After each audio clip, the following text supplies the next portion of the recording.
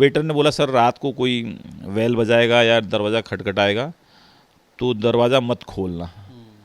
ये बोलने से फिर हमको और डर हुआ। तो रात को फिर हमने बच्चों को बोला कि इधर ही आ जाओ, एक रूम में ही रहते। बच्चे रूम में आए, फिर मैंने बोला यार एक रूम में रहना ठीक नहीं है, बच्चों को दूसरे रूम में भेज देते। मतलब अपने मन में एक अजीब से ख्याल आ रहा था कि ये अलग रहेंगे तो वो पता नहीं कुछ ऐसा अटैक हो जाएगा तो कहीं कुछ ना कुछ तो बचेंगे। मतलब मन में ये आ रहा था कि ये देखिए रूम में हो तो ऐसा ना हो कि सब लोगों को मार दें। तो मोबाइल चला रहा था मैं वहाँ पे, तो मिसेज ने बोला कि मोबाइल मत चलाओ, लाइट बाहर दिखेगी, क्योंकि वो जंगल था बाहर की, बाहर लाइट दिखेगी तो कहीं आतंकवादी आ गए तो लाइट देख लेंगे, सोचेंगे कि इस रूम में कोई है, वो अटैक कर देंगे। 22 अप्रैल को पहलगाम में जो आतंकी हमला हुआ था उसमें 26 लोगों ने अपनी जान गंवा दी थी और करीब 17 लोग घायल हो गए थे। लेकिन कुछ परिवार ऐसे भी हैं जो बाल बाल आतंकी हमले से बच गए थे। इनमें से एक परिवार उत्तराखंड के देहरादून का है। उत्तराखंड के इंफॉर्मेशन डिपार्टमेंट के जॉइंट डायरेक्टर के.एस. चौहान ने कैमरे के सामने आकर पूरी कहानी बताई। उन्होंने बताया कि बेटे की एक समझदारी की वजह से आज हम जिंदा हैं। उन्होंने हमारे रिपोर्टर अंकित शर्मा से बातचीत की और 22 अप्रैल के खौफनाक मंजर की पूरी कहानी बयां की। हाँ, मैं अवकाश यात्रा सुविधा लेके बच्चों के साथ 19 तारीख को हम दिल्ली से श्रीनगर के लिए निकल गए थे। तो पहले प्लान हमारा सेट था कि कहाँ कहाँ जाना है और 23 तारीख को हमको वापस लौटना था। 19 को हम श्रीनगर पहुँचते हैं तो उस दिन चूँकि बारिश थी, कहीं घूम नहीं पाए तो होटल में रहना पड़ा। और 20 तारीख को वहाँ से हम गुलमर्ग गए, तो गुलमर्ग में दिन भर रहे और रात को वापस श्रीनगर आ गए। और 21 को फिर श्रीनगर का जो लोकल व्यू थे, लोकल सीन थे वहाँ पे, उसको किया। और 22 को हम लगभग 10 बजे श्रीनगर से पहलगाम के लिए निकल गए। पहलगाम श्रीनगर से लगभग 100 किलोमीटर की दूरी पर और 2.5 से 3 घंटा वहाँ टाइम लगता। 10 बजे हम वहाँ से निकले और लगभग 1 बजे हम ठीक पहलगाम मेन मार्केट में पहुँच गए थे। तो पहलगाम का जो मेन मार्केट है, तो जैसे जो टैक्सी वाला था हमारा, वो श्रीनगर का ही था। वहाँ एक घोड़ा स्टैंड था जहाँ से घोड़े से वेसरन वैली के लिए जाते हैं। वेसरन वैली वहाँ से लगभग 4 किलोमीटर दूर है। उन्होंने टैक्सी रोकी तो उन्होंने कहा कि सर आप ऐसा कर लीजिए, पहले वेसरन वैली कर लीजिएगा, उसके बाद फिर आप 2 अन्य स्थान वहाँ थे, एक बेताल वैली और एक जगह कोई और थी। तो मैंने कहा कि ठीक है पहले इसको कर लेते हैं। तो टैक्सी मंगा, तुम आप साइड में कर लो, सामान इसी में रहेगा, हम घूम के आते हैं। और बट मेरे पुत्र ने बोला कि पापा ऐसा करते हैं पहले होटल चलते हैं। होटल लगभग वहाँ से 1.5 किलोमीटर दूरी पे था, 1 किलोमीटर होगा शायद, कि पहले होटल में चेक इन करते हैं, चेक इन करने के बाद फिर तब आते हैं वापस। मैंने बोला यार टाइम वेस्ट हो जाएगा, मत जा, होटल नहीं जाते हैं। वो जिद करने लग गया कि नहीं होटल चलते हैं पहले। हम होटल चले गए। अगर आप होटल में चेक इन नहीं करते तो आप बेसरन वैली सीधे निकल जाते। हाँ, भाग्यशाली हम ये रहे कि आप यदि हम 1 बजे जैसे पहुंच गए थे, जब तक हम घोड़े पे वहाँ पे घोड़ा लेते, घोड़े पे बैठते, तो शायद 1:30 बज जाता। और 1:30 बजने के बाद लगभग आधा घंटा वहाँ से वो घोड़े पे हमको लगता बेसरन वैली जाने तक। यानी 2 बजे हम बेसरन वैली पहुँचते और 1 घंटे का फिर हमारा वहाँ था कि 1 घंटे हम वहाँ रहेंगे। 2:30 बजे हमला हुआ करीब। यस, 2:30 से 3 के बीच में हमला हुआ और ठीक 2 बजे हम बेसरन वैली पहुंच रहे थे। और बेसरन वैली में हम वापसी का हमारा ये था कि 3 साढ़े 3 बजे ड्राइवर ने बोला था वापस आना है आपको। तो शायद हम कुछ किस्मत रहे कि हमने रास्ता वहाँ से चेंज कर दिया।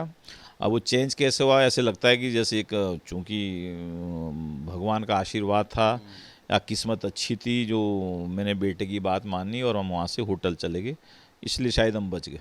तो बेसरन वैली न जाने के बजाय आप चेक इन में करने के बाद आप बेताब वैली चले गए। हाँ, दूसरी बात देखिए, जब हम होटल गए तो होटल हम 1:15 बजे के आसपास होटल पहुँचे और होटल में चेक इन करने के बाद फिर हुआ कि लंच यहीं कर लेते हैं।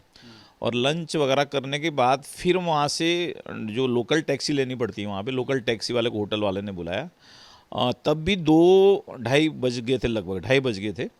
तो हमने वो टैक्सी वाले को बोला कि हमको ये 3 जगह जाना है, तो पहले कहाँ चला जाए, बेसरन वैली चला जाए क्या पहले। तो होटल उसने टैक्सी वाले ने बोला कि सर ऐसा करो, पहले आप बेताल वैली घूम लो।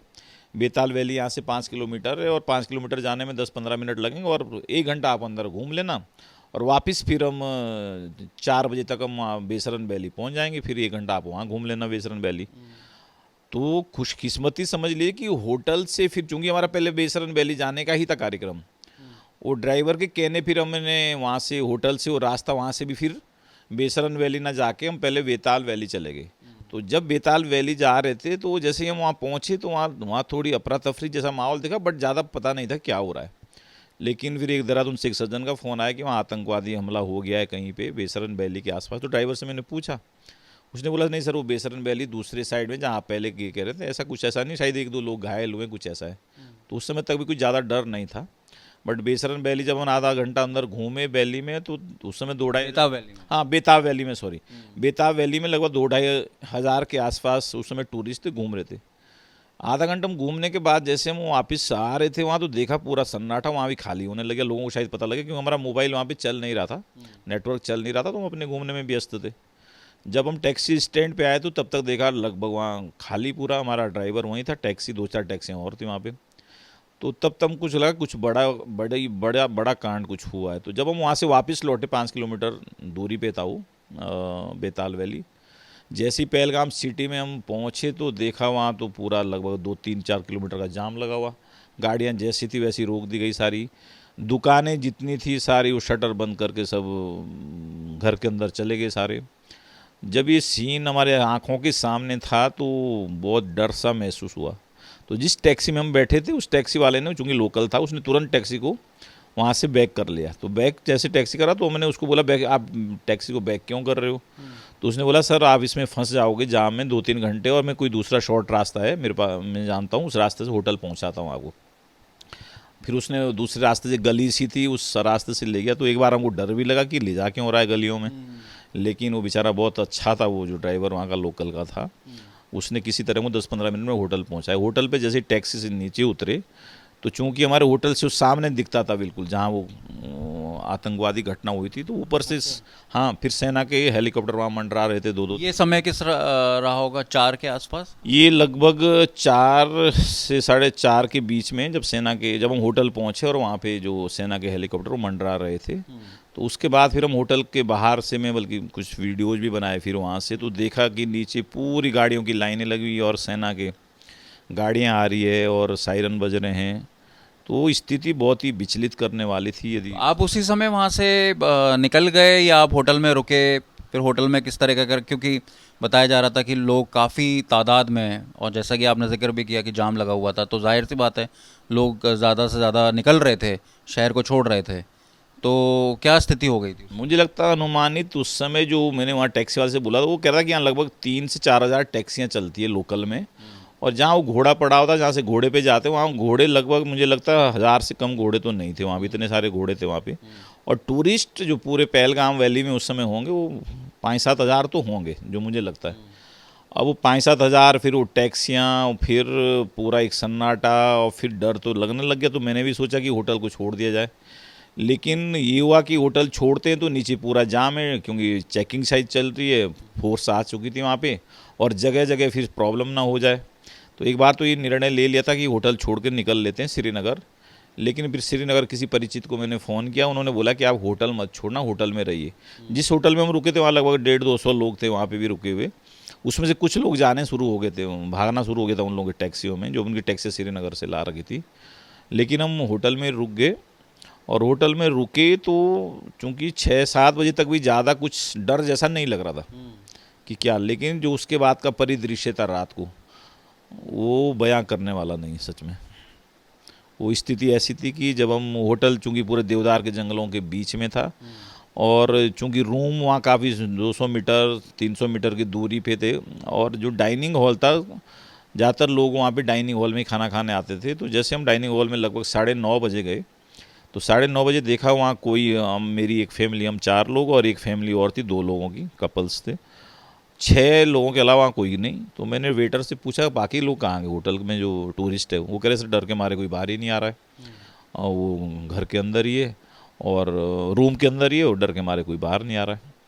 तो जब ये सुना तो हमको भी डर लगा कि हम अब यहाँ से डाइनिंग हॉल से उस रूम की दूरी हमारी 200 मीटर थी, कि अब जाएँ कैसे वहाँ तक, क्योंकि पूरे देवदार के जंगल के अंदर था। लेकिन फिर डरते डरते हम वहाँ रूम तक गए। अब रूम में जाने के बाद फिर एक वेटर साथ में आया वहाँ पे। अब वेटर ने बोला सर रात को कोई वेल बजाएगा या दरवाज़ा खटखटाएगा तो दरवाज़ा मत खोलना। ये बोलने से फिर हमको और डर हुआ। हालांकि फोर्सेस नहीं आई थी तब फोर्सेज वहाँ पे नहीं थी, होटल में फोर्सेज नहीं थी, देखी नहीं थी हमने, वहाँ होटल में नहीं थी उस समय फोर्सेज। और 9:45 बजे जब हम डाइनिंग हॉल में ही थे तो सीएम सर ने भी फ़ोन किया था मुझे बाकायदा।